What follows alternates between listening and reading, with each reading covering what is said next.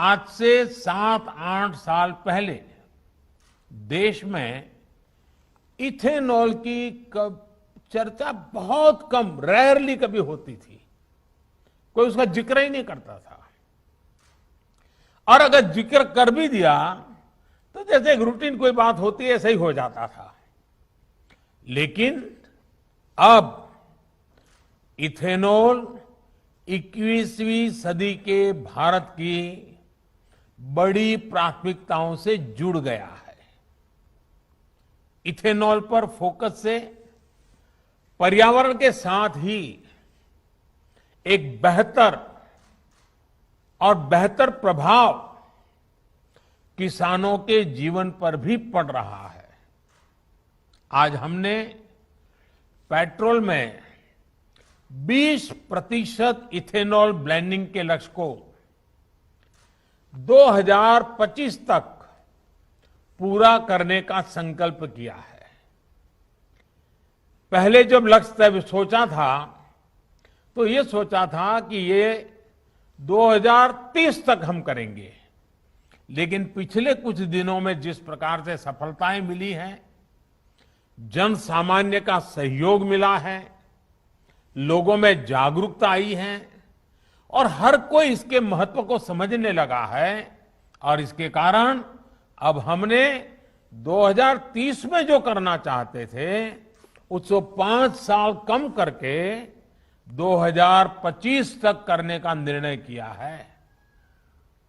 5 साल एडवांस। साथियों, इतने बड़े फैसले का हौसला बीते 7 सालों में देश ने जो लक्ष्य प्राप्त किए हैं, देश ने जो प्रयास किए हैं और उसमें से जो सफलता मिली है, उसी के कारण ये आज निर्णय करने की हिम्मत आई है। 2014 तक भारत में एवरेज औसतन सिर्फ 1-1.5% इथेनॉल की ही ब्लेंडिंग हो जा पाती थी। आज ये करीब करीब 8.5% तक पहुंच गया है। वर्ष 2013-14 में जहां देश में 38 करोड़ लीटर इथेनॉल खरीदा जाता था, वहीं अब इसका अनुमान 320 करोड़ लीटर से ज्यादा का है। यानी करीब करीब 8 गुना ज्यादा इथेनॉल खरीदा गया है। बीते साल ही ऑयल मार्केटिंग कंपनियों ने करीब 21,000 करोड़ रुपए का इथेनॉल खरीदा है। इसका एक बड़ा हिस्सा, जो 21,000 करोड़ रुपया खर्च किए गए, उसका बड़ा हिस्सा हमारे देश के किसानों की जेब में गया है। विशेष रूप से हमारे गन्ना किसानों को इससे बहुत लाभ हुआ है। वर्ष 2025 तक जब पेट्रोल में 20% इथेनॉल ब्लेंडिंग होने लगेगी, तो आप अंदाज लगा सकते हैं कि किसानों को कितनी बड़ी मात्रा में ऑयल कंपनियों से सीधे पैसे मिलेंगे। इससे चीनी से अधिक उत्पादन से जुड़ी जो भी चुनौतियां हैं, क्योंकि कभी कभी चीनी ज्यादा पैदावार हो जाती है तो दुनिया में भी कोई खरीदार नहीं होता है, देश में भी दाम गिर जाते हैं और बहुत बड़ी चुनौती पैदा, रखना कहां वो भी संकट हो जाता है। ऐसी सारी चुनौतियों को कम करने में, और इसका सीधा लाभ गन्ना किसान की सुरक्षा से जुड़ जाता है, ये बहुत लाभ होने वाला है। साथियों, 21वीं सदी के भारत को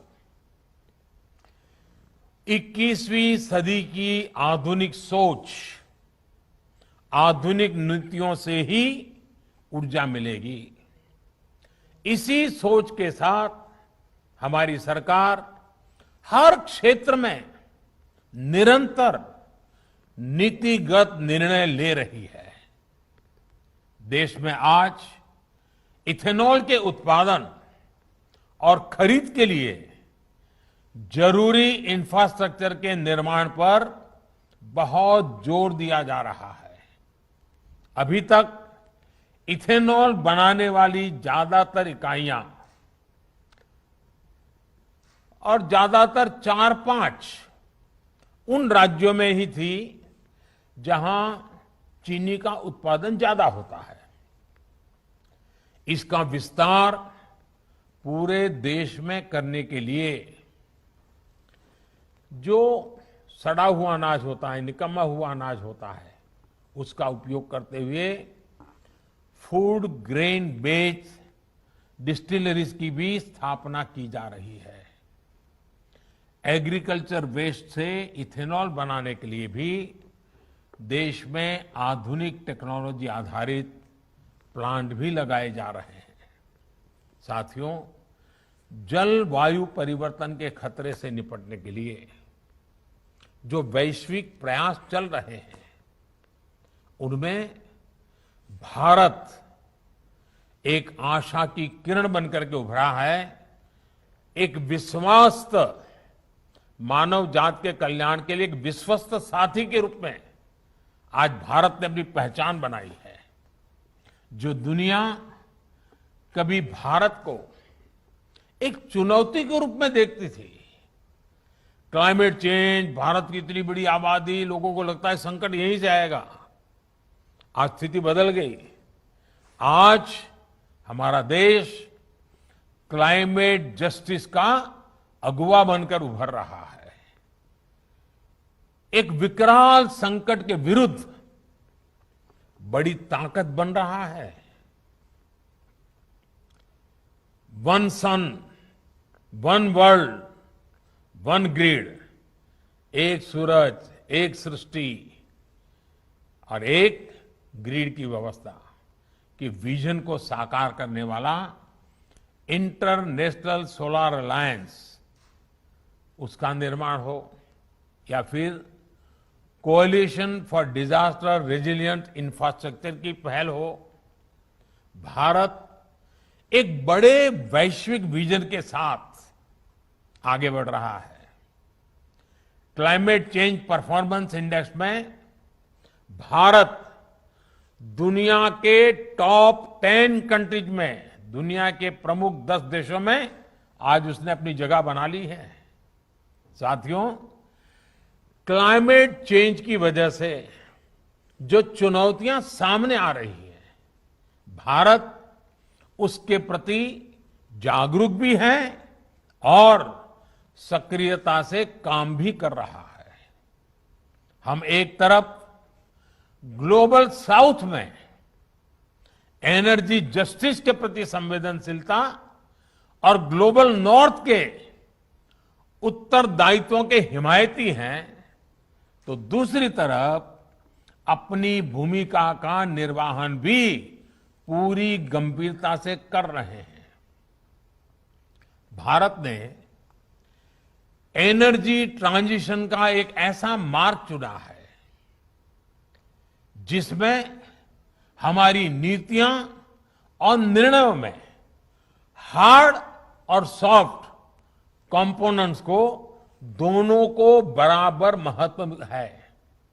अगर मैं हार्ड कंपोनेंट की बात करूं तो भारत द्वारा तय किए गए बड़े बड़े लक्ष्य हो, उन्हें लागू करने की अनप्रेसिडेंटेड स्पीड हो, ये दुनिया बहुत बारीकी से देख रही है। 6-7 साल में रिन्यूएबल एनर्जी की हमारी कैपेसिटी में 250% से अधिक की बढ़ोतरी हुई है। इंस्टॉल रिन्यूएबल एनर्जी कैपेसिटी के मामले में भारत आज